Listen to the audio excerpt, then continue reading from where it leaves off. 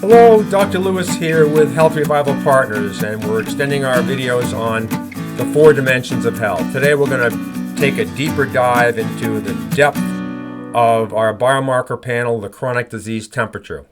Recall Dimension 1 of our 4-dimension program is what we call determinants of health, risks that we measure through a risk assessment called the chronic disease assessment.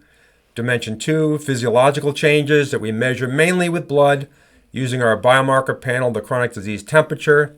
Dimension 3, we uniquely measure with the eye, both the front and back of the eye, looking at pathology changes in your body that portend disease. And then Dimension 4 is simply your diagnoses and your pharmaceutical usage, how sick you are from a chronic perspective. So let's dive right into the chronic disease temperature. So really, our scale is not based on some subjective or statistical analysis based on existing populations who are already sick. We're looking at mortality risk. And you can see here that we track mortality risk versus our chronic disease temperature. And as our biomarkers go up, your chronic disease temperature, a single number, which is based on an amalgamation of multiple biomarkers, goes up to show your mortality risk. And why is this important? Well, it turns out that even the most prominent members of society are susceptible to early mortality. Here's the CEO and chairman of Kaiser Permanente, died recently at the age of 60. Here's David Goldberg, involved with Facebook, died in his 40s. Here's Tim Russert, in his 50s, perfect Framingham score, dies suddenly of a massive heart attack. And Jimmy Lee, one of the most prominent investment bankers this country has ever produced, died at the age of 61. All too young. The measurements we're doing in America are not adequate at looking at the smoldering, which portends early mortality. We're only looking at the fire. And in the case of these 4 gentlemen, it was too late. So it really is an American conundrum, an American problem, because this is 36 developed nations, and we're looking at healthcare spending versus life expectancy. And in America, we're spending a ton on drugs, on procedures, yet from a longevity, thus early mortality perspective, many, many more of the developed nations outlive us. So something is going wrong in America, and the main problem is, yes, we have risks, but we're not measuring those risks well enough in physiological measurements that we're doing at your doctor's office. So let's look at CDT marker, or chronic disease temperature marker number 1, insulin. So insulin's a hormone. Insulin has one job: keep your blood glucose levels within a narrow range. So when everything's good, insulin comes along, pushes some glucose in your cell, everybody's happy, your cell's fed, glucose is cleared from your bloodstream, and insulin can lay at rest for a while until more glucose comes in.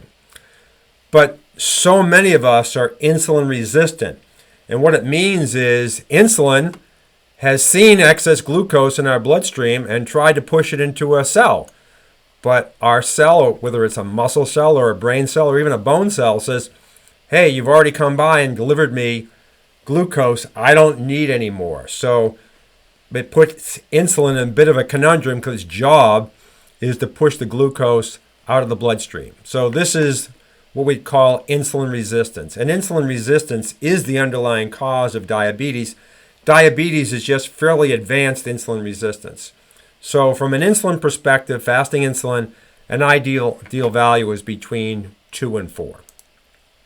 So insulin, when its job is to push blood glucose, the glucose out of the blood. So if your cells are satisfied, insulin will find something else. It'll push glucose anywhere it can, for example, into a cancer cell, into a fat cell. So insulin is the fat hormone. And so if you have excess glucose, you're going to have excess insulin. Insulin will try to reduce the glucose to normal levels, and fat cells are happy to receive that excess glucose for storage for later. It's not necessarily a bad thing, but when we keep doing this over and over and over again, not only do we gain weight, but we also increase our level of inflammation. And then pathogens. We all have pathogens. When we die, we're no longer interacting with the environment, yet we start decomposing. Why? Pathogens are there. Our immune system's holding them basically in check, but they're there. And they're happy to take the excess glucose if our cells don't need them. So let's look at CDT marker number 2, glucose, and number 3, A1C. So glucose is simply fuel, like gasoline is to our car, that travels through the bloodstream. And we can have excess. And an ideal value of glucose is between 65 and 90 milligrams per deciliter. And A1C is a really good measure for long-term glucose in the blood, because what happens is the glucose floating around sticks to a red blood cell and creates what we call a caramelized or sugar-coated blood cell.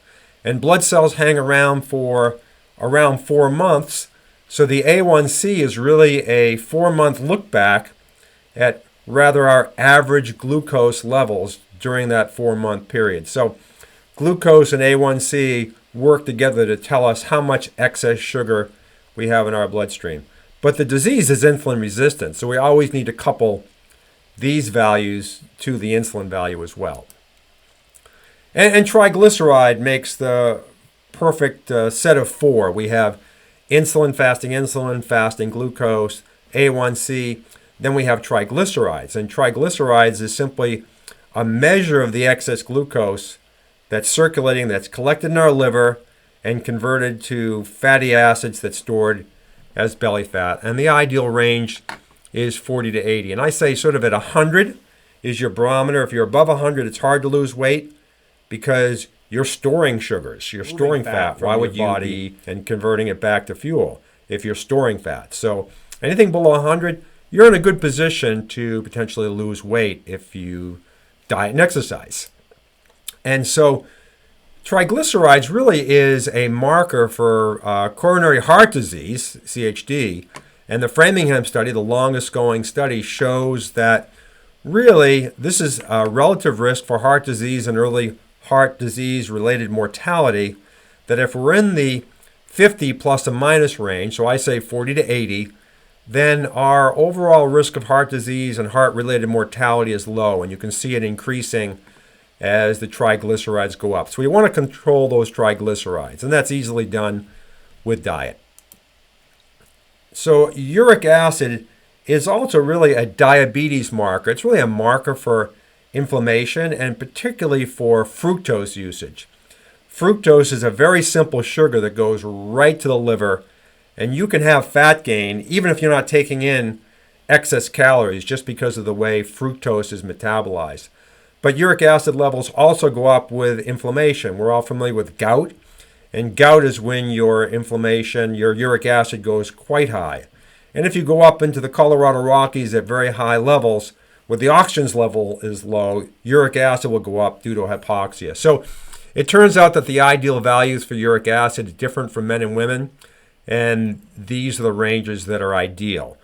No excess mortality in those ranges.